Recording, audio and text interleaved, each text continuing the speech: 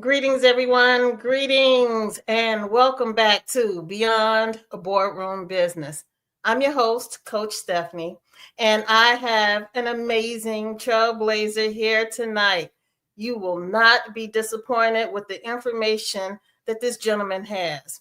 He is going to share with you how to build wealth through real estate. He is an expert, he is a real estate guru, and he has over 35 years in the game. And without further ado, let's just bring on Mr. David Hairston. Greetings, Mr. Hairston. How are you tonight? I'm fine. How are you? I am doing well. Thank you for asking. I'm so excited that you're here because I personally know that you're just a wealth of knowledge, especially when it comes to the real estate. And I really wanted to make sure that my viewers and listeners can learn all they need to know about real estate, especially from you. So, can you tell us who is David Hairston? Ooh, who is David Hairston? David is an older gentleman or man from another age. I am an educator. I'm a father. I am a mentor. In fact, I have to tell this story because I mentored this young man that came into my life back in, I think it was 2014. And he called me on the phone one day and he was like, my friend told me about all these houses that he's got, and I want to help. I want to get some houses. At that time, this young man had a 450 credit score, Ooh. and he had just gotten out of prison. So we met at my home in Stone Mountain at that time, and I sat with him, and I was impressed by him. He had a college degree when he was arrested. Okay. So, long story short, he was out on parole, and we started this process of building him so that he could be able to purchase his first home. A year later, his credit score was at 690, which was a good credit score then. He bought a $300,000 brand new home Wow. in Southwest Atlanta, and was going back home to his city, where he grew up and lived in Minneapolis. And while he was there, got stopped by the police because he had a tail light issue. Okay. And when the police stopped him and they searched his vehicle because they found out he was a registered felon, he had a gun. Oh. The next day, this young man would have been off probation. Oh, wow. They hooked him up, took him back, and he spent another 6 years because he had to do all of that time that he did. Wow. While he was in there, we communicated a lot.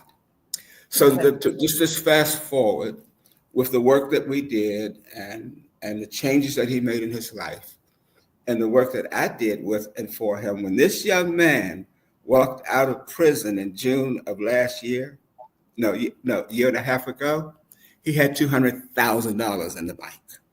Oh, wow. Nice. Wonderful.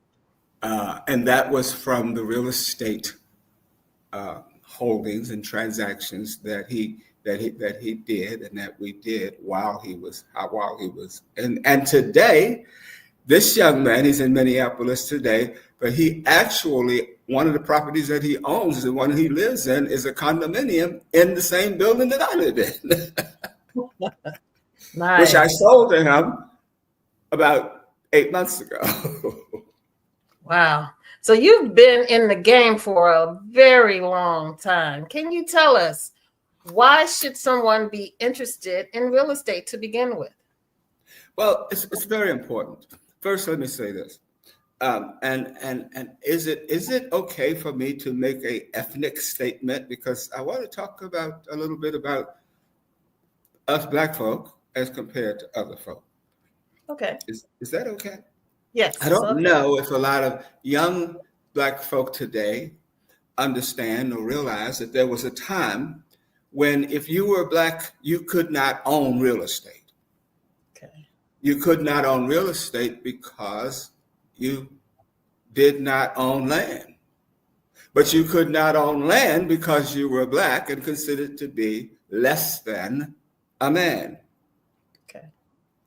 And so one of the major things that came out, that has come out of the changes in those days, was that when the law was changed to make us a whole person, there were a number of astute black people, men during those days, who the first thing they did was to go out and try to purchase the properties that they were homesteading. A lot of them were able to do that.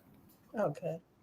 So I'm making this point so that I want the young people today to understand that there was a time when, because we were black and not considered a whole man, we could not own property. Yeah. Now, why is it so important to own real estate? It's the first level of generational wealth development when you're looking at third place types of cultures like ours. And that is why it is so important. Another thing, I don't think people think about when they think about real estate is, what is real estate really? Yeah, we think about a house and we think about a piece of land. It's a lot more than that. The best definition I can think of at the time is that if you, a piece of real estate or a land, you look at a lot, you own everything on the crust, the top of the land right there, all the way down to the core, the center of the earth. Oh, And you own everything above that piece of property or that lot, all the way up to the stratosphere. You said, well, why? Well, because I don't think a lot of people understand that when you build a skyscraper, you buy air. And right. when you drill for oil and they find oil on your property, that is because you own all the way down to the core. That's right. And we have this kind of saying in real estate also. It's kind of like, what is what's the best? Why is it so important, right? What's the best description of real estate? The most valuable thing about it? Know what it is? What's that? It's only three. It's only three. There are three things that are very important. Number one is location. Mhm. What do you think number two is? Location. Okay, you're cheating. What do you think number three is? Location. Location. Location is very, very, very, very, very important. However, location now is whether or not you can be in a location that you want to be in or that you're interested in, depends upon whether or not you can qualify to purchase or to acquire that piece of property. Right. And people say I get this question a lot today. Why is it so important for me to own? Like we said, generational wealth. Let me give a good example. About 5 years ago, over 6 years ago now, I decided that I wanted to acquire my dream, not my dream property, which I didn't think I'd ever be able to afford, because it would have been in either downtown Atlanta or it would have been in Midtown. And everything, the condos, like a one-bedroom condo, $500,000. We're talking 2017, 2018 now, 500 or above. And something interesting happened, because remember we were coming out of that recession of '08. It took a few years for real estate to kind of come back, but during that year, the rates went down to 3%. Mhm. So in 2018, I purchased a condo in my dream city, my dream place, a place that I decided this is where I want to die. Great view, the whole thing. Did a VA loan, and I purchased that property. And I paid. It was a 2-bedroom.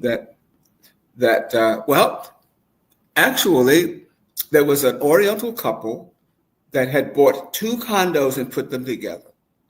Okay. The husband died, God bless him, and the wife was not able to sell that condo because the the the the uh, the association rates were so high, so they doubled because it was actually 2 addresses. Right. So when he died and she decided to sell it, they had a hard time doing it. So what happened was that the guy who owned the building, who had just become a friend of mine, ended up buying that unit, and they converted it back to a 2-bedroom and a 1-bedroom. Oh, wow. And this condo was on the 26th floor. And when I moved into it, I could see the Westin, the circular 73-story building downtown. When I moved into it, I could see that. But what happened was that I was able to buy this condo and actually design it the way I wanted to, because they converted it back. So when I bought it, it was no walls. And so with the 2nd bedroom, which would have been a 2nd bedroom, I decided rather than to do walls, I put in a glass encased French door entree. Nice. So my condo was very, very, very much like the penthouse, but not a penthouse, not on the 26th floor, but it was different from all of the others. I paid $259,000 for that condo. Hmm. And so I'm telling y'all some things you can do as I tell this story. There was all these things I wanted to do to it. So I wanted to upgrade the bathrooms, and there's a lot of stuff that was going to cost about another $23,000. Okay. However, my VA loan allowed me to add that money into my offer. And then if it appraised, I was good. Well, it did, and it appraised. And I just went through a divorce. Okay. And in the process of that divorce, the property is still kind of hanging. Okay. So I did a self-appraisal. Okay. And the appraisal came back on this condo that I purchased in 2017. The appraisal came back at $579,000. Now let me tell you why. Because since I moved into this condo, there have been almost 21 new construction sites built around us, and they're building condo buildings where I have a 2-bedroom, but to get a 1-bedroom in one of these condominium buildings off of Spring Street going towards downtown, $1 million. So when we talk about generational wealth, what we're talking about, to make it simple, is something called equity. And what is equity? Equity is the amount of dollars or number of dollars that your property increases from the time that you buy it to the day that you decide that you want to sell it, or you want to, determine the value. Okay. The Midtown area, for instance, is very much like the Midtown area of New York, Manhattan. Okay. It's on its way there, and it's getting there, and it's very important that anybody you should own where you live. That's all I have to say. You should own where you live, and if you own where you live, you have begun the stair step to generational wealth. I'll tell you one more little story if I have time. Okay. Yes, you My do. son, my son, and his family moved to Texas in 2010, and they started renting when in the beginning when they went there. It was later because his wife got a job with an oil company. Okay. It was a good job. So, but then they were paying $5,000 a month to rent a house. Mm. Now we're talking Houston, Texas, so income's a little higher, whatever. Okay. They bought, and so after a couple of years, they bought, and they bought a house in Texas and in Houston, and I forget the name of the area, but I think they paid $500,000 for that house. It was newly built, what have you. Okay. They last 2 years ago decided that they wanted to increase. The wife had gotten a new job. She became vice president of the oil company, and they decided they wanted to move up, and they did, and they built this house, and it cost them $1.3 million to build it. Okay. Fast forward a year and a half later, I was just talking to him I actually visited him a couple of months ago, and he's like, "Dad, I'm tired of living out here in the boonies, whatever. I'm thinking I'm about going to get a condo or something like that, city, something like 5,000 square feet or whatever." But a story is that house that he built for 1.3, Yeah. the appraisal just came in at 2.7. Awesome. How much time did it take? 2 years. 2 years. Wow. That is So definitely a great reason to invest.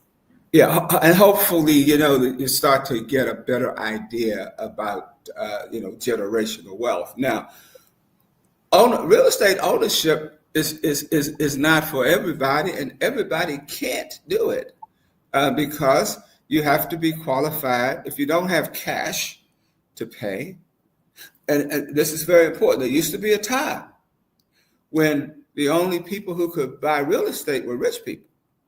Mm-hmm. Mm-hmm. Fast forward, mortgages started, so a person could borrow the money. But in order to borrow the money, they have to be qualified to borrow that money, and that's done based on their income and their debt. We call it income to debt ratio. Right. And their income and their debt plus their down payment, they're weighed to determine whether or not that person would be able to purchase. Now, after the Second World War, you had all these soldiers coming back from the war. I think it was Roosevelt. One of the entitlement programs that developed during that time was the VA. And what the VA allowed was for a veteran to be able to purchase a home with absolutely no down payment. Mm. So, of course, you know how politics is, and everybody got mad. Well, yeah, we know they were soldiers and all that kind of stuff, but how come they get a break and they can buy for nothing and we can't, And so they came up with what? The Federal Housing Administration, FHA. But FHA allowed non-military people to be able to buy with a minimal down payment.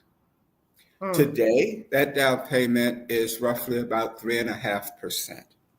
Okay. So if you bought $100,000 house, your down payment is $3,500. The other thing that FHA does for those who might be interested in buying is it doesn't look at you as hard as what we call a conventional lender. They allow you to have your credit score can be as low as 580. You didn't know that. Now, most mortgage companies are going to want you today to be at 640, somewhere between 620 and 640. Okay. But in order to do that, if you don't go through a mortgage company or a bank, you can literally actually have FHA underwrite your loan. It takes a lot longer. It may take a month or so longer, but you get that, you get that benefit. So they're going to look at that. And they're going to look under your feet, under your fingernails. They're going to try to find any and everything they can find out about you. Because remember, if you're buying a $300,000 house, some investor or group of investors is going to write you a check for $300,000. Yeah. So people get all mad and upset because they ask me a million questions and they this and they want this and that. Now, well, what would you want if you were going to loan somebody $100,000 or $200,000, $300,000? And the most important thing is that everybody else knows, it seems than a lot of us, is that once you acquire that piece of property, you have started the beginning of generational wealth for you and your family. Awesome. Awesome. That's some great information. Let me ask you, are there any misconceptions that people hear and should understand that those are just myths? Any kind of misconceptions about purchasing a house?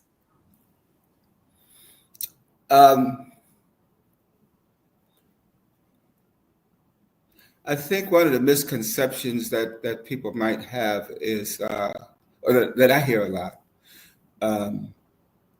I'm not putting all my money into that. I want to be able to travel. I want to be able to shop. I want to be able to do this. I got to pay out this loan for 30 years. Well, not really.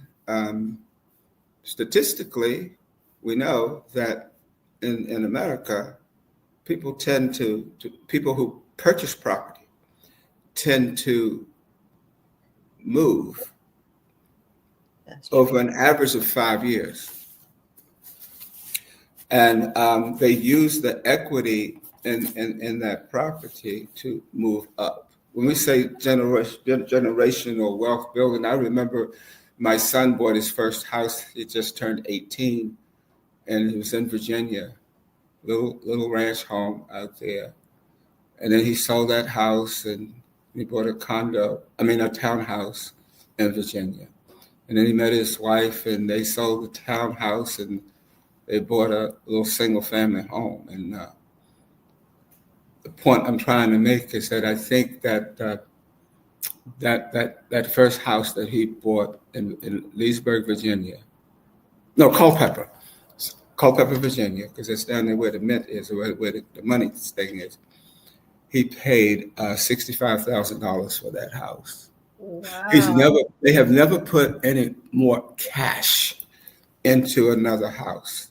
Understand? So $65,000 to $2.7 million.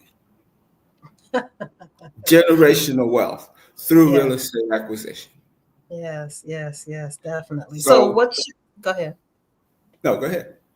So what should someone who's not familiar with real estate, what should they do to prepare themselves to start seeking, purchasing a home?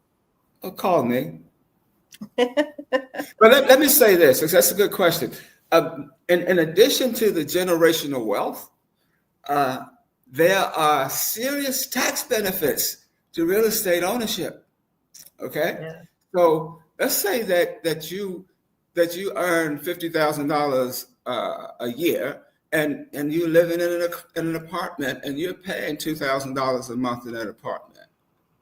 So what's that? $24,000 a year that you're paying out to live in that property.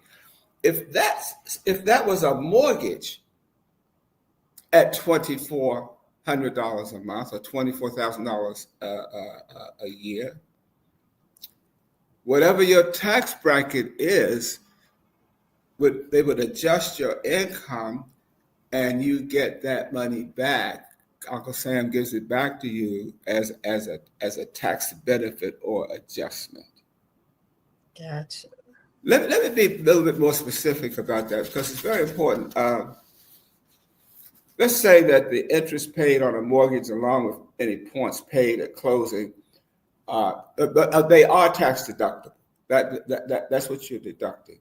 But I want to look at an example. Let's say that the person bought a $150,000 house, and they did an FHA loan, which means that they're going to have a 3.5% down payment, or $5,250. Okay. And let's say the interest rate's 5% for a term of 30 years. Now, there's Okay. some other little things that you have to pay before you close, or by the time you close. And with the mortgage company, they have something called an origination fee.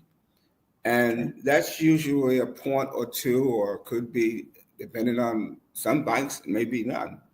But with this particular example, $150,000 house, the origination fee that's going to be paid to the mortgage company would be about $2,000. Now, you say, why do I have to make an origination fee? Well, when you, we call it a mortgage, but you have to understand that you're buying that money. It's just like if you went into the market to buy a loaf of bread, okay?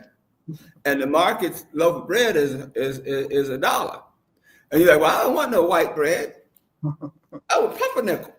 Well, pumpernickel is $2.89. You understand what I'm trying to say? So just like you buying bread, you buy the money. And the cost of the money is through something we call basis points, or in this instance, you can understand that as an origination charge. That's how the people get paid who make the loan. Then you have something called discount points. So let's say you don't qualify for the loan. You don't have enough income to qualify for the loan. So the bank or the mortgage company says to you, you know what? We can give you some discount. We will lower the rate by 1%, but it's going to cost you $1,000. Okay. So, Okay. and that's a discount. So if that person wants to, they can pay that $1,000, and the rate goes then from what, 5% to 4%. Now they qualify. Now there are going to be some other settlement charges because there's very few times that the state or the city or the county gets to hit you for money. But they do it when you buy a house, and they get you good. So you have a settlement charge. Okay. That is controlled by your state government, county, whatever. So in this instance, let's say it's 1 point. I'm sorry, $1,000. Okay. Okay. Now you also have property taxes. Now the state got to get their money, Right. but they're going to come out and they're going to clean the streets and cut the grass, and you got traffic lights and stop signs and all that kind of stuff. That's paid for by people who own property. That's what your property taxes are used for. Yes. And in this instance, that would be about $3,250.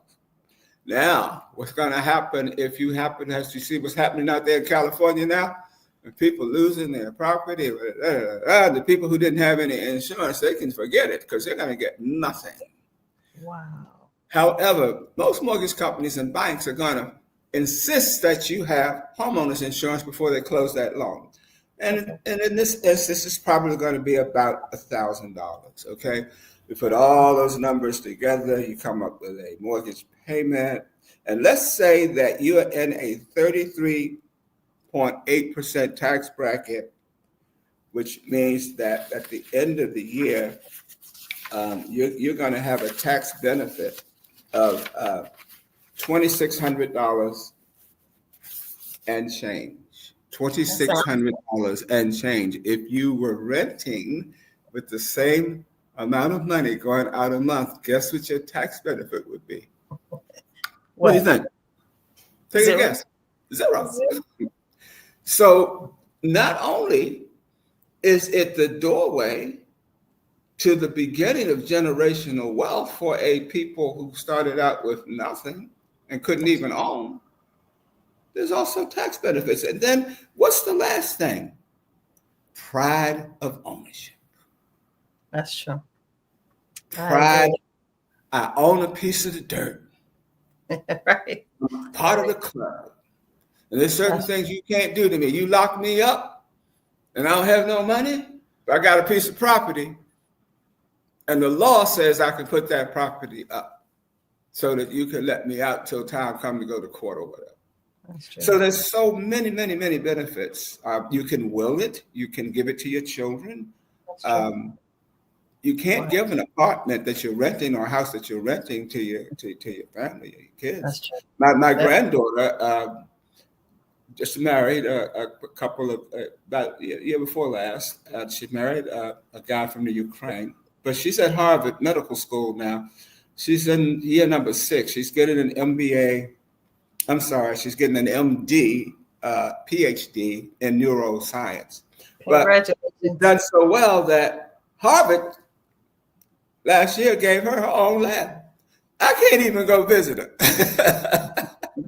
That's wonderful. But I said that to say that they bought a little condo there in Boston because it made more sense to them to buy and see what they could earn until she finished school and they finished what they were doing than it did to rent.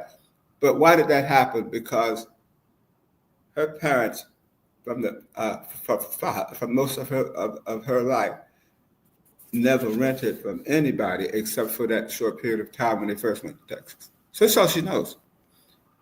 That's wonderful. Go ahead. I was just going to say, this is wonderful. I hope that the viewers and listeners are able to grasp the tools that you're giving and the tips. And, in closing, before I close, I need to know, how did you get started in real estate to begin with, David?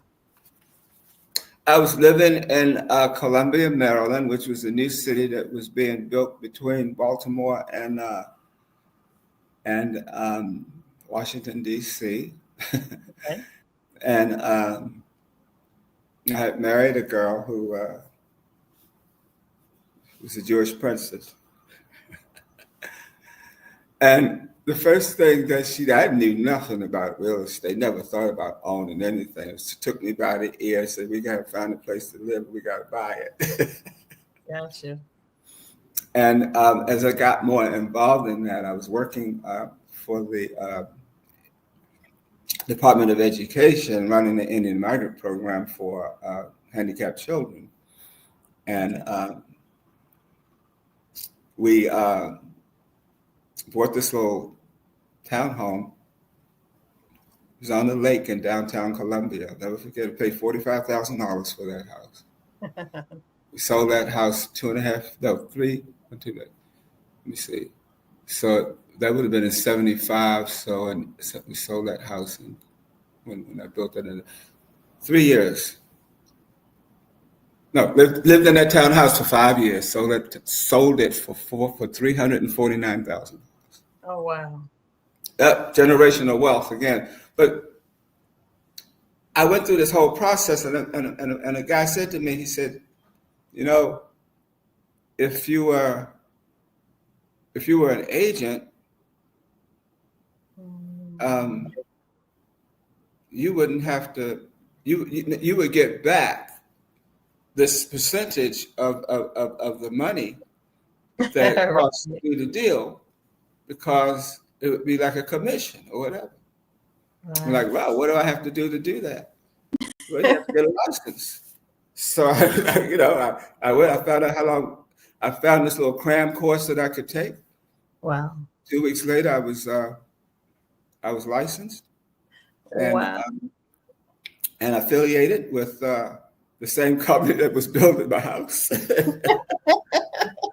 That's hilarious. I ended up. I mean, it was serious. It was interesting then, because I ended up getting paid to purchase my own house, and I learned something about financing and stuff with houses. So when most people are going in and they leave the closing table with $0, I left the closing table with a check for $11,000. Wonderful. Wow, that's a great way to have the experience of educating yourself and having the hands-on experience at the same time. Yeah. Wow. Well, I just want to really thank you. And one last thing, I want to say this, because this is so important. The thing that has kept us poor in America is the fact that we don't own property. We don't own real estate.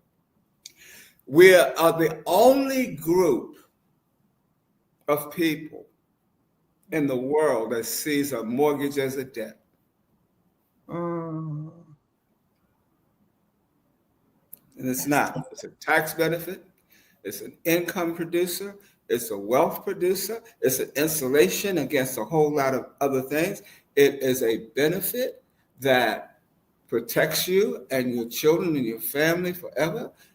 You can give it away, you can keep it, forever. But the bottom line is that if you don't own a piece of the dirt, you pretty much damn don't matter. Can't play to play. Wow. So how can people find you, David? I own a company called Option One Realty. Okay. And so they can call me. I'm a boutique broker now, so or agent. I only work with 3 people at a time, Okay. because I want to be able to give the best service that I can. Awesome. But all you have to do is call me. My phone number, company number is 443-635-8441. It's 443-635-8441. And the other number that I will answer, this personal number, is 770-678-6062. 770-678-6062. And my website is shoutouttodavid@live.com. That's your email. I'm You said sorry, what? the email is shoutouttodavid@live.com. Okay. And Okay. there are a lot of programs out there. I'm really excited about the future. We're going to see a Okay. lot of things work open up for us. There are a lot of programs out there that I can actually get you into a home with no money down, and you don't have to be a veteran. I'm licensed in Wow. Georgia. I'm also licensed in Maryland, Okay. Washington D.C., and some of the surrounding Virginia areas. Okay. But we have the capability to provide or to do business in any state in the union. It's Awesome. called a one-time broker relationship. So a broker from one state can hook up with a broker from another state, and they do the one-time transaction. So it doesn't have to, if you're looking to purchase a home, it doesn't have to be here in the state of Georgia. We can help you. I'm also associate broker for a company in Maryland called Certified Home Specialist, and I'm an associate broker for a Georgia company called Connections Realty. So we have a lot of sources, and with regard to finding money, we can find you money to purchase a home. And don't worry about your credit, because if you have some issues now, one of the best ways to clean up credit is to buy a home. You won't get the home tomorrow. It may take 6 months, Okay. but it'll happen. And in the process, you've cleaned the slate. Wow. And I mean, I've known you for years, and as a matter of fact, next week you are celebrating your 85th birthday. I want to be the first one to tell you happy birthday, David. I mean, that's an amazing feat. How many Well, it's people funny. can? You said you know me for several years. Yeah. I met you and I met you in 2007. Man. Well, actually, it was 2006, but it was at the end of Okay. 2006. Wow. But it was during that time when we were going into that recession, and remember I had bought that $1 million building down there in Stone Mountain. Yes. Well, actually, I didn't.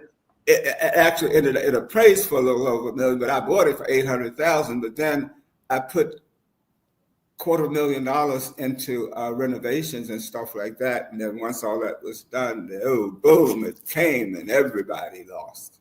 Everybody. I remember time is just flying by, and I mean, you just and that's what I was getting ready to say. So it's been literally what, 15 years? Yeah, definitely, at least. Well, no, from 07 to 17, that's 10. Yeah. So more than 15 years. That's a long time. I was thinking about that last night when I was thinking about this show today. And I was Yeah, like, wow, I've been knowing this young lady for over 15 years. I couldn't even wrap my head around it. Where did the time go? What happened? It seemed to have so fast. it is flying. And you've always been consistent. I mean, you just have a plethora of knowledge. So I mean, you're just a walking encyclopedia. So I mean, I just want to give you your roses while you're still alive. I mean, you are the man. You handle your business, and anyone interested in real estate need to contact you, David. So I'm glad that you had this session with me, this interview, and I would love for you to come back in the future to give a follow up as to all the different things that you have going on. Yeah, Okay. that would be great. Because then we could be a little bit more specific and pointed Yeah. with specific issues and things because uh, it's not easy.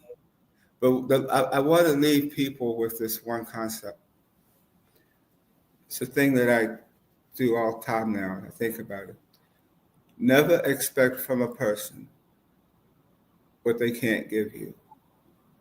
Now, Mhm. having said that, what we have to do as people for our group is that we have to help people acquire and develop those things that today they can't give you, but Yeah. are instrumental to their health and wealth and development. And I think Yeah. that if we do that, I just don't I just don't want you to be scared. Most people don't go out and attempt to purchase real estate or a home of their own because they're scared. Don't Mhm. be scared. Just like you call the police, if you're scared or something happens, you dial 911 or whatever. With regard to this real estate and generational wealth development, don't be scared. Pick up the phone and call me. And if I Wow. can't help you, I'll find someone who can. That's awesome. Thank you so much, David Hairston. Again, Option One Realty. Appreciate it. I hope you have an amazing rest of your evening tonight. All Well, right. thank you. Thank you so Thank much. you. You're welcome. I hope you all enjoyed this episode. I mean, I'm definitely going to have him come back and just teach us all we need to know about real estate and acquiring generational wealth.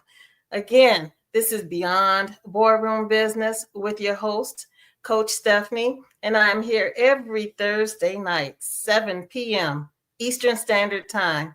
Make sure that you hit the like button, you subscribe, and you contact me if you know any trailblazers that need to be interviewed by me, Coach Stephanie.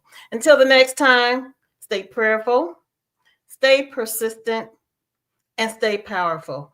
I look forward to hearing you all next week.